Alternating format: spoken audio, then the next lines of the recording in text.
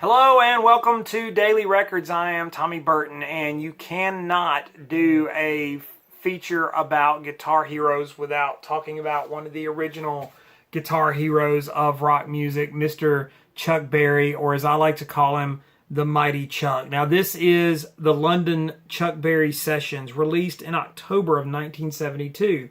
So this is a later period Chuck Berry album. And it consists of studio recordings as well as some live recordings around the time. And so that iconic photo of Chuck in full Mighty Chuck pose there. This was released on the Chess Records label, Chuck's long-term label out of Chicago. And it, the first side of the album was the studio sessions.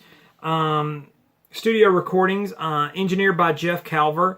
The second side is live recordings, recorded on the famous Pi mobile unit, engineered by Alan Perkins.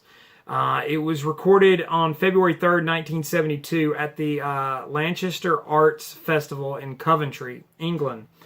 And at the, I always thought it was interesting because the live set just is so iconic.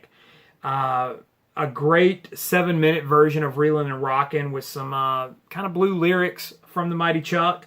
Also My Ding Ling, which on the album is about 11 minutes long, later edited down to about 4 minutes and became, kind of sadly to me, Chuck Berry's only #1 hit in the United States, which is just it's a silly little tune. And of course, the last song is Johnny Be Good, which starts out, Chuck starts singing Bye Bye Johnny, but the crowd starts chanting Go, Go, Go, Johnny, Go, the famous chorus of the song. And I love at the end of it because Chuck just completely tears this audience up, and they're just so into him. I always thought it was great because at the end, from what I understand, Pink Floyd was the band that was scheduled to go on.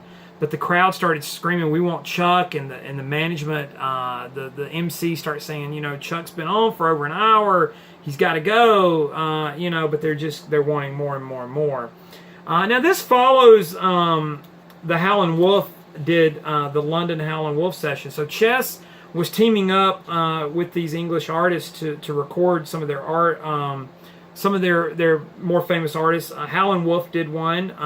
Muddy Waters also did one in '71. And so that's how Chuck got involved in going over there. Of course, Chuck was loved in England. The Beatles, a lot of English bands were really into Chuck. You know, I would love to report that this is a great Chuck album. It's definitely a very famous Chuck Berry album, and rightfully so. But I don't think it's by far, for an artist of Chuck's stature, who's one of the great guitar heroes and writers of rock music, it's not his best album.